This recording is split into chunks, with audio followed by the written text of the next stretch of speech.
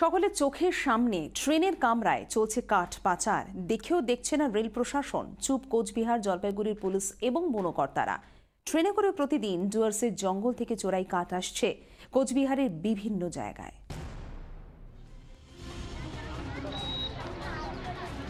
সড়ক পথে ধরপাকড় বেশি, কিন্তু ট্রেন কোথাও কোনো বাধা নেই। অসাধু কাঠ পাচার কারবারিরা সড়ক পথের পরিবর্তে বেছে নিয়েছে রেলপথকে। ডুয়ার্স থেকে আলিপুরদুয়ার হয়ে সব ট্রেনগুলি দিনহাটা বা বামনহাট যায়, সেইগুলিতে রমরমিয়ে চলছে কাঠ পাচার। বিশাল নেটওয়ার্ক।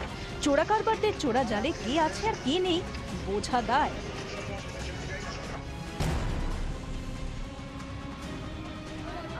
পাচার চক্রের নেটওয়ার্কের কোথায় ট্রেন আসতে হবে, কোথায় ট্রেন লাইনের ধারে গাড়ি দাঁড়িয়ে থাকবে, সব আগে থেকে নির্ধারিত, একেবারে নিখুঁত। ট্রেন থেকে কাঠ পড়তে না পড়তেই গাড়িতে কাঠ উঠে যাচ্ছে। কোথাও দেখা মিলবে না রেল পুলিশে।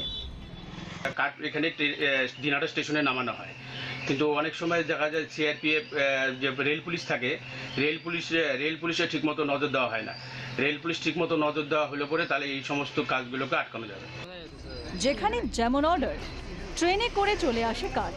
চোরাই করা অথবা কাঠের গুঁড়ি ডুয়ার্সের জঙ্গল ও লাগোয়া এলাকা থেকে অনায়াসে পৌঁছে দিচ্ছে চোরা কাঠবাড়িরা।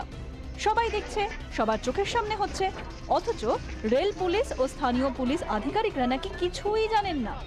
দিনহাটা স্টেশনেও কাঠ নামছে, অথচ স্টেশন মাস্টারের কাছে কোনো খবর নেই যে কি নামতেছে আর কি উঠতেছে। এটা তো আরপিএফদের কাজ। আমি জানতাম যে দিনহাটা স্টেশনে নামে না, ঠিক আছে। আমি এতদিনে তো কেউ আমাকে রিপোর্টও করে নাই বা কেউ বলেও না, আর উইদাউট রিপোর্ট তো আমি কিছু করতে পারবো না, ঠিক আছে। স্থানীয় বাসিন্দারা বলছেন, সাধারণ মানুষ তো দেখছেন কাঠ পাচার হচ্ছে রোজ, আর আধিকারিকরা অনেকেই জানেন কে বা কারা পাচার করছেন, কিন্তু সব দেখেও তাদের চোখ যেন বন্ধ।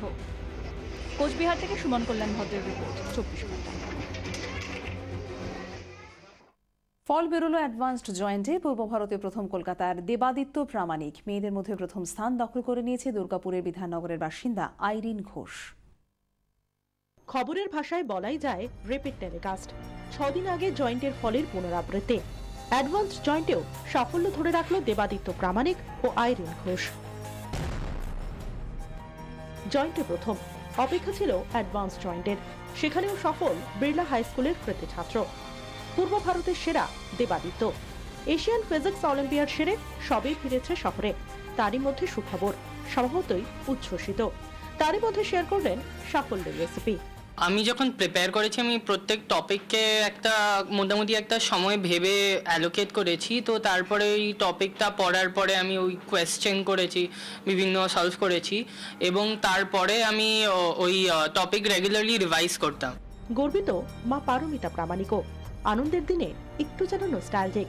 যখন 4 বছর বয়স, একটা কথা আজকে বলতে বাধ্যই হচ্ছে, তখন হয়তো আমি প্রিপোজিশন করতে দিয়েছি 20খানা। আমি দেখলাম 20টাতে 20টাই রাইট।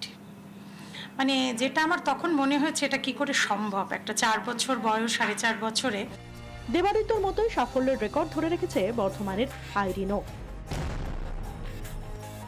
জয়েন্টে দ্বিতীয় আইরিন আইআইটিতে পূর্ব ভারতে মেয়েদের মধ্যে প্রথম। নজর কাড়া রেজাল্টের পর এবার লক্ষ্য কেমিস্ট্রি অলিম্পিয়াড। আমি যেদিন স্কুল থেকে 5 to 6 আওয়ার্স পড়ি ডেইলি। এখনো কি? এখন অতটা পড়া হয় না, হ্যাঁ, কিন্তু আমি প্রিপেয়ার করছি। এখন কেমিস্ট্রি অলিম্পিয়াড আছে সামনে। আগামী দিনে ফিজিক্সের ওপর গবেষণার পথে এগোতে চায় আইরিন। ব্যুরো রিপোর্ট, 24 ঘন্টা।